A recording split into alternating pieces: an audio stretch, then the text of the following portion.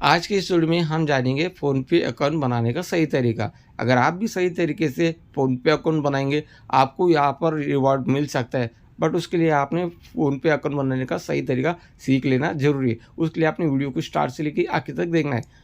आज की इस वीडियो में मैं आपको बताऊंगा फ़ोनपे पर बैंक कैसे ऐड करेंगे, फ़ोनपे पर बिना एटीएम कार्ड के आप यूपीआई पिन कैसे सेट करेंगे, फ़ोनपे पर आप कैसे पैसे भेजेंगे। ए टू जेड जानकारी मैं आपको आज के इस वीडियो में बताने वाला हूँ। वीडियो के इंट्रो में तो आपने देख लिया मैंने किस तरह से आसान तरीके से फ़ोनपे बना लिया। पूरा प्रोसेस यहाँ पे आपको मैं बताने वाला हूँ। तो उसके लिए आपने क्या करना है, जो वीडियो आप देख रहे हैं उस वीडियो को लाइक कर लेना है। नीचे हाइप वाला एक ऑप्शन नजर आएगा, तो 3 बार हाइप आपने ज़रूर कर देना है। अब यहाँ पर देखिए, जो वीडियो आप देख रहे हैं इस वीडियो के टाइटल पे आपने क्लिक करना है।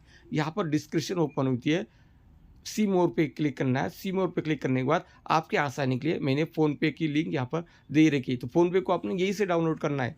फ़ोनपे को अगर आप डाउनलोड करना चाहते हैं तो इस लिंक पे से आपने फ़ोनपे डाउनलोड कर लेना है। ये ले जाता है आपको सीधे प्ले स्टोर में। अगर आप डायरेक्ट प्ले स्टोर से डाउनलोड करेंगे तो आपको कैशबैक नहीं आएगा, ये बात आपने ध्यान रखनी है। अब आपने क्या करना है, जो डिस्क्रिप्शन में लिंक दे रही है उसके ज़रिए फ़ोनपे डाउनलोड कर लेना है।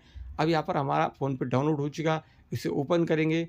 अब आपका बैंक से रजिस्टर्ड मोबाइल नंबर यहाँ पर आपने एंटर करना है, जो कि आपका बैंक से भी रजिस्टर होना चाहिए और आधार से भी रजिस्टर होना चाहिए। यहाँ पर हम वो वाला नंबर डाल देंगे, मोबाइल नंबर हमने डाल दिया है।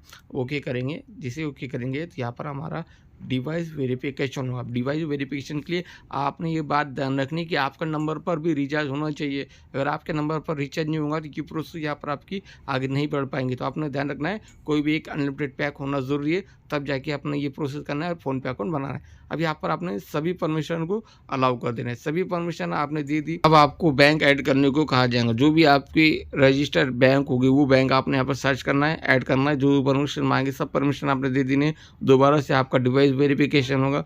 डिवाइस वेरिफिकेशन होने के बाद आपकी यहाँ पर बैंक ऐड हो जाएंगे। बैंक ऐड होने के बाद अब आपको यहाँ पर यूपीआई पिन सेट करने को कहा जाएगा। अगर आपके पास एटीएम कार्ड नहीं है तो आप आधार के जरिए अपना यूपीआई पिन सेट कर सकते हैं। चलिए बढ़ते यूपीआई पिन सेट करने के प्रोसेस की ओर। अब यहाँ पर आपको 2 ऑप्शन दिए गए हैं, एक आधार कार्ड और एक एटीएम कार्ड। तो एटीएम कार्ड से आप कैसे यूपीआई पिन सेट करेंगे, तो आपने क्या करना है, एटीएम कार्ड के लास्ट के 6 डिजिट वैलिडिटी डालना है और नेक्स्ट करना है। आपके आधार बेस नंबर पर ओटीपी आएंगे, उसके बाद आपने अपना यूपीआई पिन सेट कर लेना है।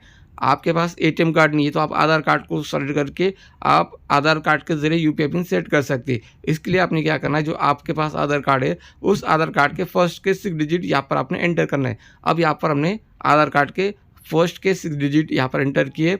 अब यहाँ पर आपके आधार बेस नंबर पर ओटीपी आएगा। आपने ध्यान रखना है आपका नंबर आधार से लिंक होना चाहिए, तभी आपके प्रोसेस होंगी। अब यहाँ पर देखिए हमें आधार बेस ओटीपी आया, बैंक से बेस भी ओटीपी आएगा। दोनों ओटीपी हमने ले लिए।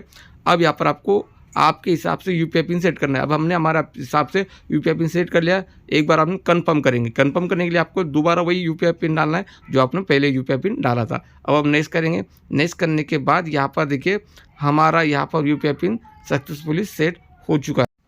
अब बारी आती है फर्स्ट ट्रांजेक्शन की। अब आपने किसी भी एक दोस्त का नंबर लेना है, उस पर आपने फर्स्ट ट्रांजेक्शन करना है। 1 रुपये का अमाउंट सेलेक्ट करना है, पे नाउ पे क्लिक करना है। पे नाउ पे क्लिक करने के बाद जो भी आपने यूपीआई पिन सेट की थी वो यूपीआई पिन यहाँ पर आपने डाल देना है और पे करना है। जैसे आप पे करेंगे तो आपका यहाँ पर फ़ोनपे सक्सेसफुली एक्टिवेट हो जाएगा। यहाँ पर आप देख सकते हैं हमने फर्स्ट ट्रांजेक्शन कर ली। अब बारी आती है फ़ोनपे को यूज़ करने के तरीके की। तो चलिए जाते हैं हम होम पेज पर और मैं आपको दोबारा दिखाता हूँ कैसे आप किसी दोस्त को पैसे भेज सकते हैं। तो मोबाइल नंबर पे क्लिक करना है।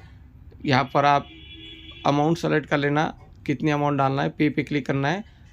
जो आपने यूपीआई पिन बनाया था वो यूपीआई पिन यहाँ पर डाल देना है। पे क्लिक करना है। पे क्लिक करेंगे तो आपका ट्रांजेक्शन हो जाएगा। 2 नंबर वाला ऑप्शन है बैंक अकाउंट का। यहाँ पर आपको और 2 ऑप्शन देखने को मिलेंगे। तो आप सेल्फ अकाउंट ट्रांसफ़र यूज़ कर सकते। आपका नंबर 2 अलग अलग बैंकों में लिंक है तो आप अपने एक अकाउंट से दूसरे बैंक अकाउंट में मनी ट्रांसफ़र कर सकते हैं आसान तरीके से। तो ये है सेल्फ अकाउंट ट्रांसफ़र। तो यहाँ पर ये दूसरा ऑप्शन है। तो यहाँ पर आप अपना बैंक अकाउंट नंबर और आईएफएससी कोड डाल के आप किसी भी बैंक में अपना पैसा भेज सकते हैं। अब हम आते हैं वापस से होम पेज पे। यहाँ पर आपको रिसीव मनी देखने को मिलेगा, चेक बैलेंस देखने को मिलेगा। चेक बैलेंस पे हम क्लिक करेंगे। अगर हमें हमारा बैलेंस इंक्वायरी करनी होगी तो चेक बैलेंस पे क्लिक करना है।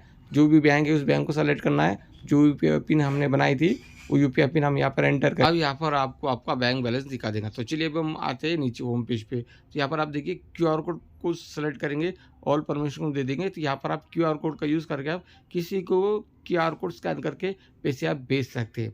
अब यहाँ पर देखिए आपको यहाँ पर रिचार्ज वाला ऑप्शन देखने को मिलेगा, फास्टैग वाला, इलेक्ट्रिसिटी लोन, और यहाँ पर आपको बहुत सारे ऑप्शन देखने को मिलेगा, अलर्ट भी मिलेगा। यहाँ पर आपको व्यवहार यानी इतिहास देखने को मिलेगा। आप किसको कितना पैसा भेजा और आपको किसने पैसा भेजा, ये जानना है तो आपने हिस्ट्री पे आना है। जिस हिस्ट्री पे आने के बाद यहाँ पर आपको देखने को मिलेगा। अब यहाँ पर आपको स्टेटमेंट भी देखने को मिलेंगी। आप यहाँ पर 1 दिन का, 30 दिन का, 90 दिन का या 1 साल का स्टेटमेंट निकाल सकते हैं। उम्मीद करता हूँ आप फ़ोन पे बनाने का तरीका सीख चुके होंगे।